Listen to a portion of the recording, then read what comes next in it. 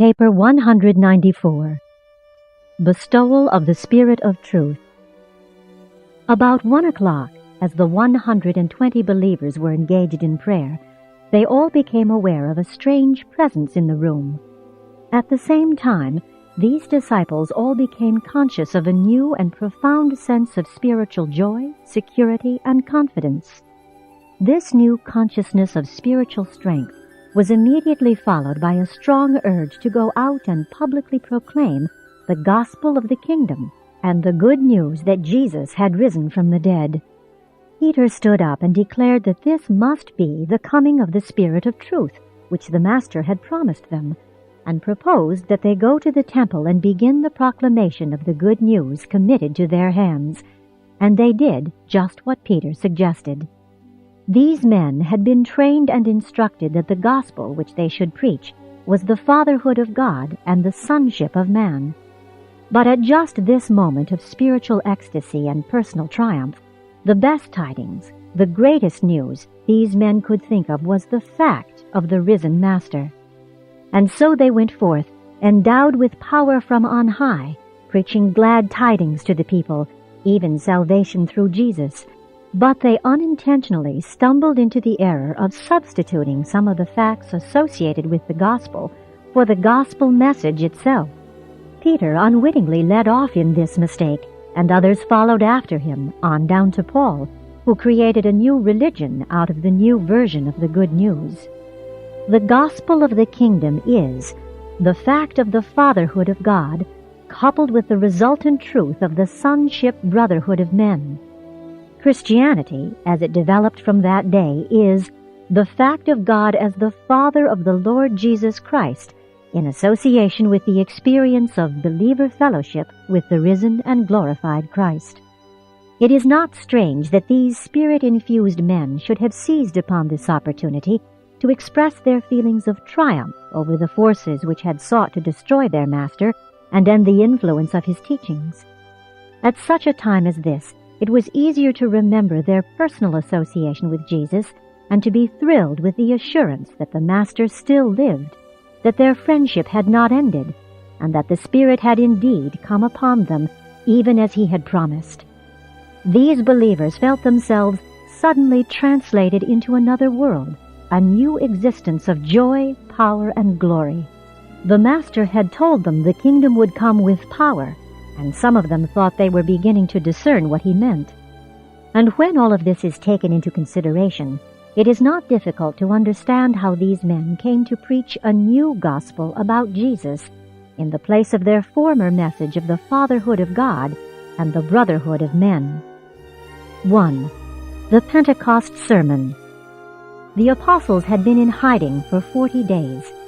This day happened to be the Jewish festival of Pentecost, and thousands of visitors from all parts of the world were in Jerusalem. Many arrived for this feast, but a majority had tarried in the city since the Passover. Now these frightened apostles emerged from their weeks of seclusion to appear boldly in the temple, where they began to preach the new message of a risen Messiah. And all the disciples were likewise conscious of having received some new spiritual endowment of insight and power. It was about 2 o'clock when Peter stood up in that very place where his Master had last taught in this temple, and delivered that impassioned appeal which resulted in the winning of more than 2,000 souls. The Master had gone, but they suddenly discovered that this story about him had great power with the people. No wonder they were led on into the further proclamation of that which vindicated their former devotion to Jesus, and at the same time so constrained men to believe in him. 6 of the apostles participated in this meeting: Peter, Andrew, James, John, Philip, and Matthew. They talked for more than an hour and a half and delivered messages in Greek, Hebrew, and Aramaic, as well as a few words in even other tongues with which they had a speaking acquaintance. The leaders of the Jews were astounded at the boldness of the apostles, but they feared to molest them because of the large numbers who believed their story. By 4:30 o'clock, more than 2,000 new believers followed the apostles down to the pool of Siloam, where Peter, Andrew, James, and John baptized them in the Master's name. and it was dark when they had finished with baptizing this multitude. Pentecost was the great festival of baptism, the time for fellowshipping the proselytes of the gate, those Gentiles who desired to serve Yahweh. It was therefore the more easy for large numbers of both the Jews and believing Gentiles to submit to baptism on this day. In doing this, they were in no way disconnecting themselves from the Jewish faith. Even for some time after this, the believers in Jesus were a sect within Judaism. All of them, including the apostles, were still loyal to the essential requirements of the Jewish ceremonial system. 2. The significance of Pentecost. Jesus lived on earth and taught a gospel which redeemed man from the superstition that he was a child of the devil and elevated him to the dignity of a faith son of God.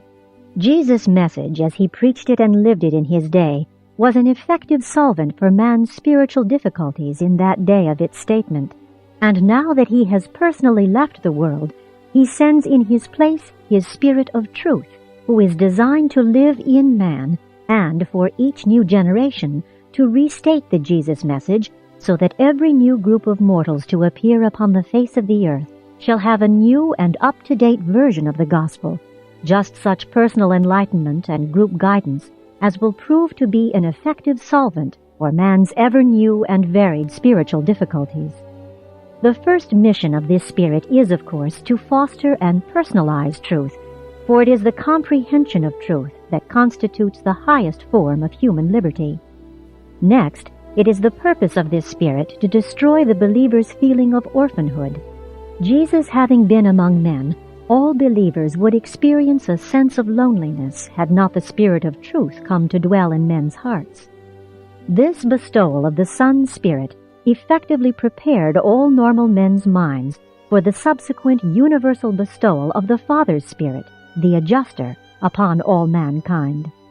In a certain sense, this Spirit of truth is the Spirit of both the Universal Father and the Creator Son. Do not make the mistake of expecting to become strongly intellectually conscious of the outpoured Spirit of truth. The Spirit never creates a consciousness of himself, only a consciousness of Michael the Son.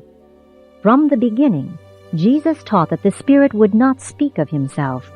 The proof, therefore, of your fellowship with the Spirit of truth is not to be found in your consciousness of this Spirit, but rather in your experience of enhanced fellowship with Michael. The Spirit also came to help men recall and understand the words of the Master, as well as to illuminate and reinterpret his life on earth. Next, the Spirit of truth came to help the believer to witness to the realities of Jesus' teachings and his life as he lived it in the flesh, and as he now again lives it anew and afresh in the individual believer of each passing generation of the Spirit-filled sons of God. Thus it appears that the Spirit of truth comes really to lead all believers into all truth, into the expanding knowledge of the experience of the living and growing spiritual consciousness of the reality of eternal and ascending sonship with God. Jesus lived a life which is a revelation of man submitted to the Father's will, not an example for any man literally to attempt to follow. This life in the flesh, together with his death on the cross and subsequent resurrection, presently became a new gospel of the ransom which had thus been paid in order to purchase man back from the clutch of the evil one, from the condemnation of an offended God. Nevertheless, even though the gospel did become greatly distorted, it remains a fact that this new message about Jesus carried along with it many of the fundamental truths and teachings of his earlier gospel of the kingdom. And sooner or later, these concealed truths of the fatherhood of God and the brotherhood of men will emerge to effectually transform the civilization of all mankind. But these mistakes of the intellect in no way interfered with the believer's great progress in growth in spirit. In less than a month after the bestowal of the Spirit of truth, the apostles made more individual spiritual progress than during their almost 4 years of personal and loving association with the Master. Neither did this substitution of the fact of the resurrection of Jesus for the saving gospel truth of sonship with God, in any way interfere with the rapid spread of their teachings. On the contrary, this overshadowing of Jesus' message by the new teachings about his person and resurrection seemed greatly to facilitate the preaching of the good news. The term baptism of the Spirit, which came into such general use about this time, merely signified the conscious reception of this gift of the Spirit of truth, and the personal acknowledgement of this new spiritual power as an augmentation of all spiritual influences previously experienced by God-knowing souls. Since the bestowal of the Spirit of truth, man is subject to the teaching and guidance of a threefold Spirit endowment: the Spirit of the Father, the Thought Adjuster; the Spirit of the Son, the Spirit of truth; the Spirit of the Spirit, the Holy Spirit. In a way, mankind is subject to the double influence of the sevenfold appeal of the universe spirit influences. The early evolutionary races of mortals are subject to the progressive contact of the 7 adjutant mind spirits of the local universe mother spirit. As man progresses upward in the scale of intelligence and spiritual perception, there eventually come to hover over him and dwell within him the 7 higher spirit influences. And these 7 spirits of the advancing worlds are: 1. The bestowed spirit of the Universal Father, the Thought Adjusters; 2. The spirit presence of the Eternal Son, the spirit gravity of the universe of universes, and the certain channel of all spirit communion; 3. The spirit presence of the Infinite Spirit, the universal spirit mind of all creation, the spiritual source of the intellectual kinship of all progressive intelligences; 4. The spirit of the Universal Father and the Creator Son, the Spirit of Truth, generally regarded as the Spirit of the Universe Son; 5. The Spirit of the Infinite Spirit and the Universe Mother Spirit, the Holy Spirit, generally regarded as the Spirit of the Universe Spirit; 6. The Mind Spirit of the Universe Mother Spirit, the 7 adjutant mind spirits of the local universe; 7. The Spirit of the Father, Sons, and Spirits, the new name spirit of the ascending mortals of the realms, after the fusion of the mortal spirit-born soul with the Paradise Thought Adjuster, and after the subsequent attainment of the divinity and glorification of the status of the Paradise core of the finality. And so did the bestowal of the Spirit of Truth bring to the world and its peoples the last of the Spirit endowment designed to aid in the ascending search for God. 3. What happened at Pentecost? Many queer and strange teachings became associated with the early narratives of the day of Pentecost. In subsequent times, the events of this day on which the Spirit of Truth, the new teacher, came to dwell with mankind, have become confused with the foolish outbreaks of rampant emotionalism. The chief mission of this outpoured Spirit of the Father and the Son is to teach men about the truths of the Father's love and the Son's mercy. These are the truths of divinity which men can comprehend more fully than all the other divine traits of character. The Spirit of Truth is concerned primarily with the revelation of the Father's spirit nature and the Son's moral character. The Creator Son in the flesh revealed God to men. The Spirit of Truth in the heart reveals the Creator Son to men.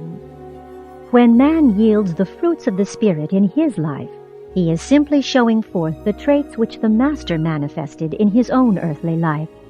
When Jesus was on earth, he lived his life as one personality, Jesus of Nazareth. As the indwelling Spirit of the new teacher, the Master has, since Pentecost, been able to live his life anew in the experience of every truth-taught believer. Many things which happen in the course of a human life are hard to understand, difficult to reconcile with the idea that this is a universe in which truth prevails and in which righteousness triumphs. It so often appears that slander, lies, dishonesty, and unrighteousness, sin, prevail. Does faith, after all, triumph over evil, sin, and iniquity? It does, and the life and death of Jesus are the eternal proof that the truth of goodness and the faith of the Spirit-led creature will always be vindicated.